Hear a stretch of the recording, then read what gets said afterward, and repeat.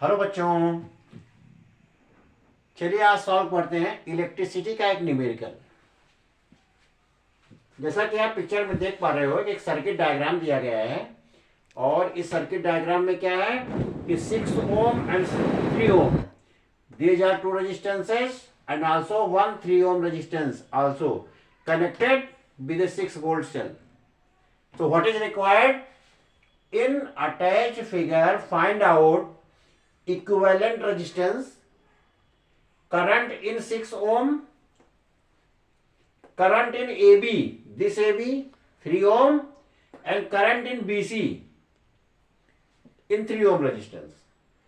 So you can see here are two 3 ohm resistance, one along with AB and second along with the side BC, and one 6 ohm resistance is connected between A and C.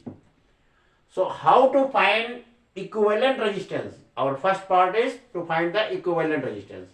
So first to find the equivalent resistance, here is solution of this question 1. चलिए बनाते हैं question को। बेटा these are one junction A and B and also ACB. तो first check where is the maximum number of resistance between two junctions. तो आप सबसे पहले ये देखो कि यहाँ पे इस जंक्शन में और इस जंक्शन के बीच में क्या है, दो रेजिस्टेंस है, यानी जंक्शन ए और बी के बीच में, और ये सेल के बिल्कुल पास में है।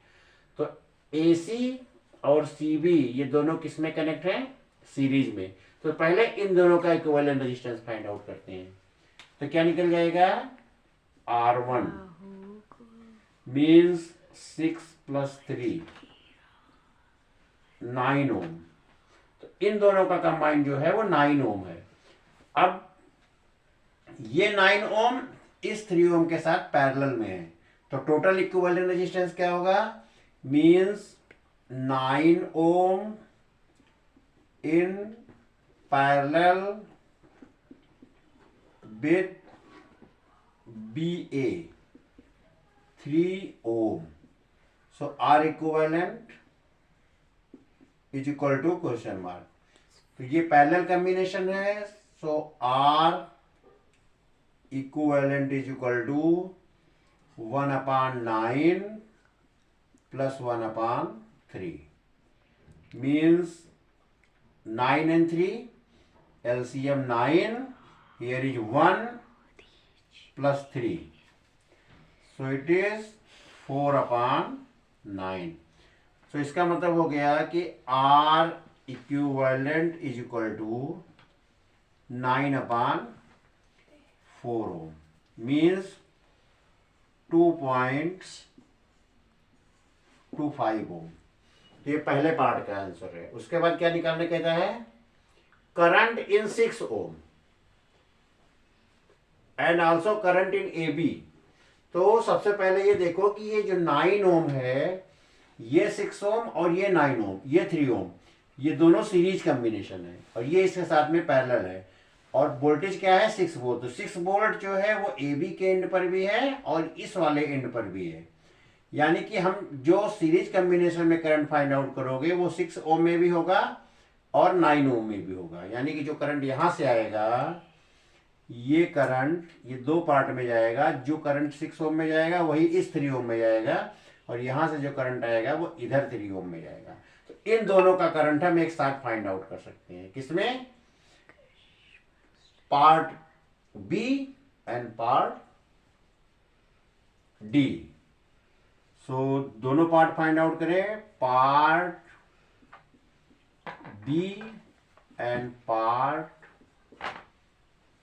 डी, यानी ये वाला पार्ट और ये वाला पार्ट। देखो ये जो करंट आएगा वही इसमें चला जाएगा। तो इसका करंट कैसे फाइंड आउट करेंगे, I is equal to V/R।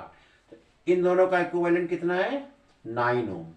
तो यहां करंट जाएगा I is equal to V/R means 6/9 means 2/3। इसका मतलब हो गया 0.66 एम्पियर। और ये जो करंट है ये इसमें भी जाएगा और इसमें भी जाएगा, क्योंकि ये दोनों सीरीज में है और सीरीज कॉम्बिनेशन में क्या होता है, करंट होता है सेम। तो इन दोनों पार्ट का यानी ये इस वाले बी पार्ट का आंसर और इस वाले डी पार्ट का आंसर सेम है। जो करंट इस 6 ओम में जाएगी सेम करंट इस वाले 3 ओम में भी जाएगी। लेकिन अब देखो ये वाला 3 ओम जो है वो अलग है, यानी ये कॉम्बिनेशन इसके साथ पैरेलल में है। तो पैरेलल कॉम्बिनेशन में क्या होता है, वोल्टेज सेम होता है। ये वाला करंट इसके साथ में आएगा तो हम लोग फाइंड आउट करेंगे पार्ट सी, यानी कि part C current in A B कितना निकल जाएगा, I इक्वल्स इस पार्ट के लिए V अपान R मीन्स 6/3। यहां पे कितना करंट आ जाएगा, 2 एम्पियर।